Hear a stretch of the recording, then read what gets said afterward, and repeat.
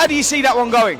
Very tough fight for Conor. Not saying he can't win it because one big left hook could change anything.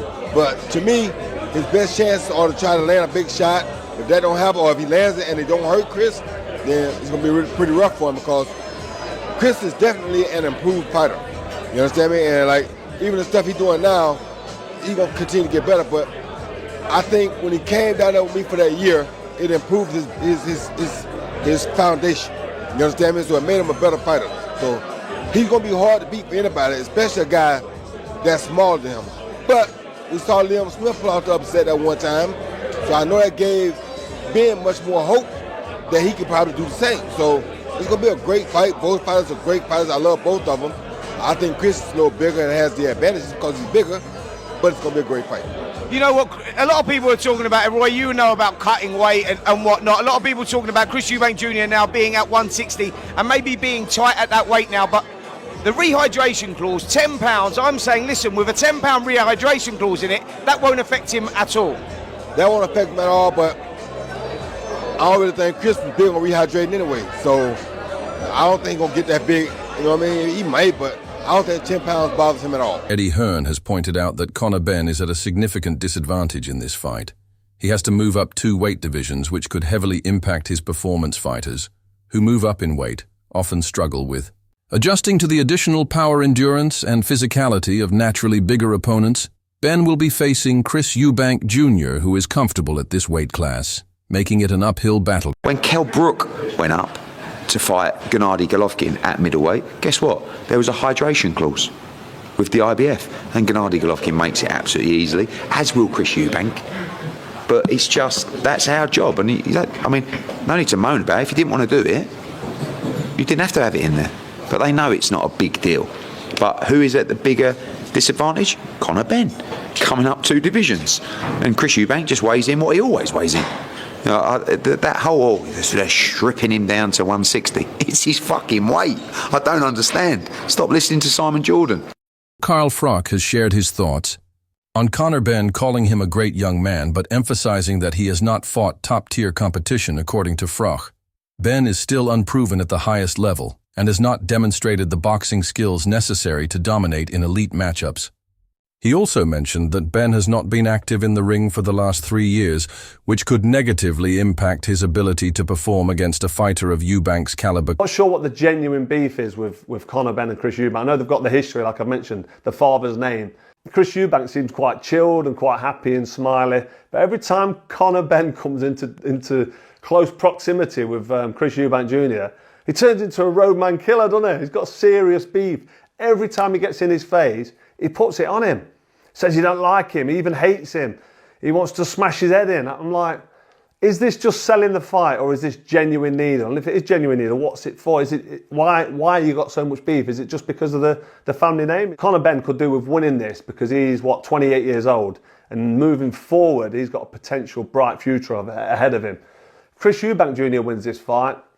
I'm not sure what doors it opens for him or where it takes him at 35 years old, because in my opinion, at this age of your boxing career, then you've only got 2 or 3 years left, especially at this weight. FROJ further added that this fight is not particularly exciting.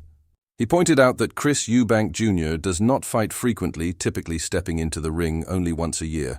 Meanwhile, Conor Benn has done little to establish himself as a legitimate contender at this weight. Froch believes the gap in their weight classes makes this a mismatch rather than a competitive fight. Fans may not see the kind of action they expect, as there is an evident disparity in their natural fighting weight. The Chris Eubank Jr. Conor Benn fight does absolutely nothing for me. Really? Yeah, Chris Eubank Jr. lost to George Groves, he lost to Billy Joe Saunders, he doesn't box, he boxes once a year. He looked terrible in his last fight. He was slow with his jab, he was leaving his chin in the air, his balance looks like it's gone. He's 36 years old, talking about fighting Canelo Alvarez and taking on all these top. He was talking about Triple G for a while. He's now gone 40 and retired. Yeah. Conor Benn, what's Conor Benn done? Not a lot. To be fair, he beat Chris Algieri and failed. You know, he's failed that drugs test. We're not seeing him do anything. Yeah, he's fought nobody. He's not developed. He's not developed. He's done nothing. So for Conor Benn to jump in there with Chris Eubank Jr., the only reason that fight would be close is because they're probably going to drain Eubank down to 160, a middleweight, and then but Conor Benn's having to come up from 147. Yeah. So gap there is... It's not an exciting fight. It don't prove anything. And there's Or renowned boxing analyst Teddy Atlas has expressed his admiration for Chris Eubank Jr. or stability, according to Atlas.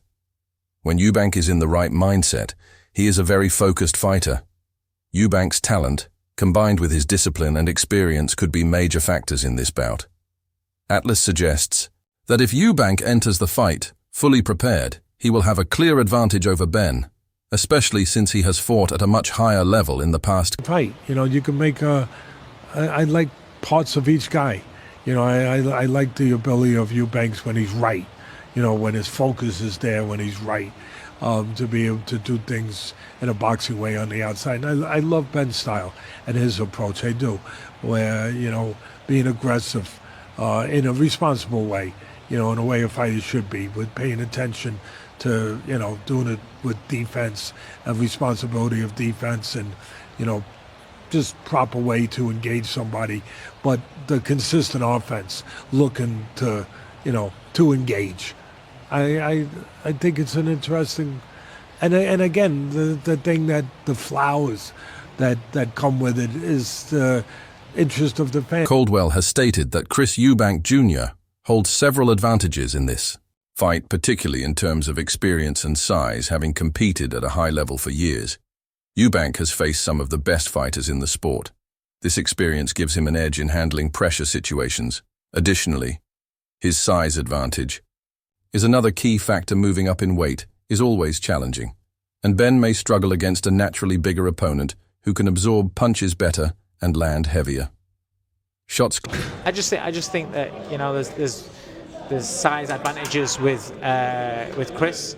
There's experience at fighting at a higher level with Chris, but there's also a lot more wear and tear on Chris.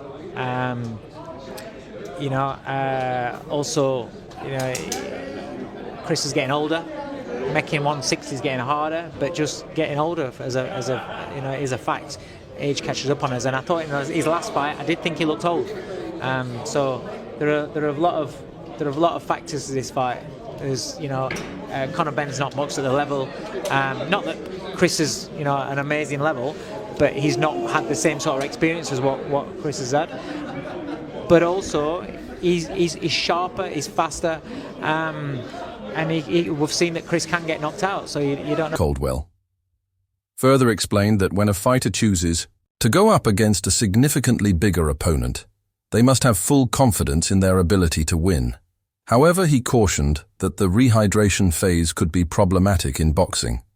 Rehydration clauses limit how much weight a fighter can regain.